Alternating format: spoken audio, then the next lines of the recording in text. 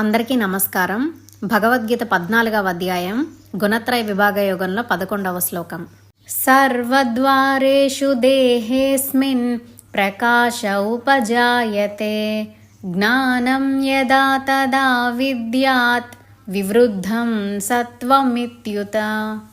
ఎవరిలో అయితే జ్ఞానం ఎక్కువగా ఉండి ఆ జ్ఞానము జ్ఞానేంద్రియముల ద్వారా ప్రకాశిస్తూ ఉంటుందో, ప్రకటితమవుతూ ఉంటుందో, అటువంటి వాడిలో సత్వగుణం ఎక్కువగా ఉన్నట్టు తెలుసుకోవాలి. జీవులలో, ప్రత్యేకించి మానవులలో వారు చేసే పనులను బట్టి, వారి ప్రవర్తనను బట్టి, వారు తినే ఆహారమును బట్టి, మాట్లాడే పద్ధతిని బట్టి, వారి నడతను బట్టి వారిలో ఏ గుణములు ఎక్కువగా ఉన్నాయో మనం తెలుసుకోగలం. వివరంగా చెప్పాలంటే సత్వగుణం ఎక్కువగా ఉన్నప్పుడు అతడి చర్యలు సాత్వికముగా, ప్రకాశవంతంగా, అందరూ మెచ్చుకునే విధంగా ఉంటాయి. అతని మాటలు మధురంగా ఉంటాయి. అతడు సాత్వికమైన ఆహారమునే తింటాడు, మంచి గ్రంథములను చదువుతాడు. అతని ఆలోచనలు ఉత్తమంగా, 10 మందికి ఉపయోగపడే విధంగా సాత్వికంగా ఉంటాయి.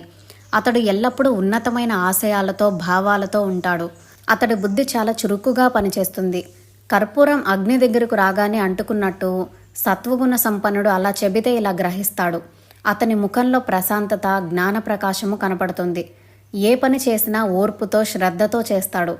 అతని వలన ఎవరికీ అపకారం జరగదు. అందరితో సఖ్యంగా ఉంటాడు. అందరి చేత గౌరవింపబడుతుంటాడు. అటువంటి వ్యక్తి సత్వగుణ సంపన్నుడు అని మనం గుర్తించవచ్చు.